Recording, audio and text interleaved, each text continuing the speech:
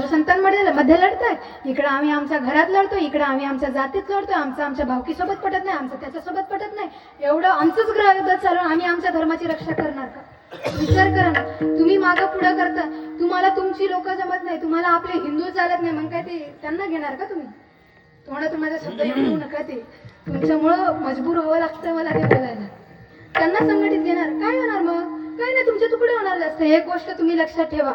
ईश्वराने तुम्हाला 4 वेद, 6 शास्त्र, 18 पुराण, 18 पुराणांची 18 उपपुराण, 108 उपनिषद दिली आहेत. आणि एवढं सगळं देऊन जर तुम्हाला विधर्मी लोकांकडे जावं लागत असेल, तिकडं पाण्यात थू थू करून ते पाणी घ्यावं लागत असेल, तर फक्त एकच गोष्ट लक्षात ठेवायची तुम्ही, की तुम्हाला ज्ञान शोधायची गरज नाही, तुम्हाला तुमचा DNA चेक करायची गरज आहे, तुम्हाला तुमचा खरा बाप कोण आहे हे ओळखायची गरज आहे.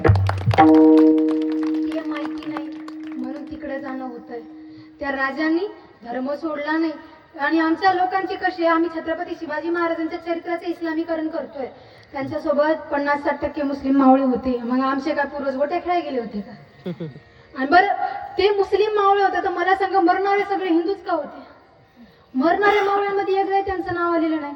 म्हणजे ते आपले मावळे असून सुद्धा त्यांनी आपल्यालाच मारलं, शेवटी गद्दारी त्यांनी केली.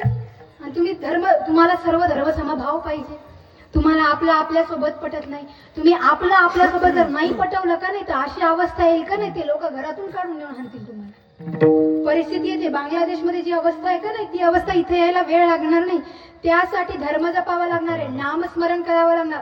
छोट्या छोट्या पद्धतीने धर्माची रक्षा करा. आम्ही नाही म्हणत तुम्ही धर्मरक्षा करायला डायरेक्ट शस्त्र घेऊन बाहेर निघा. आम्ही नाही म्हणत तुम्ही रात्रभर जागरण करा, गौरक्षणा करा, नाही, काहीच करू नका. घरात बसून लेकरांना धर्माची शिक्षा द्या. आम्हाला काय माहिती, आम्हाला आमच्या धर्माचं काहीच माहिती नाही. पहिले इंजिनियर कोण होते माहितीये का? हा सप्ताह कोणाच्या जयंतीनिमित्त? कोणाच्या? तेच जगातले पहिले इंजिनियर. या पृथ्वीला मांडीवर घेऊन बनवलंय त्यांनी. जेवढ्या कला आहेत का नाही, तेवढ्या भगवान विश्वकर्मांनी बनवलेल्या आहेत. पहिले इंजिनियर.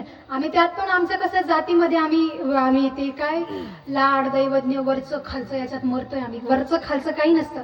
भगवान विश्वकर्मांना 5 लेकरं, मनु मै शिल्प त्वष्टा आणि दैवज्ञ, 5 लेकरं होते. भावामध्ये भावाची पोरगी भावाला दिली तर चालते का? तसंच आहे. पण तुम्ही काय केलं? नाही, आम्ही मोठे ना आम्ही छोटे, काही मोठे छोटे नाही, सगळे भावकीमध्ये चालतं का? तसंच मग मोठेपणा काय करता तुम्ही?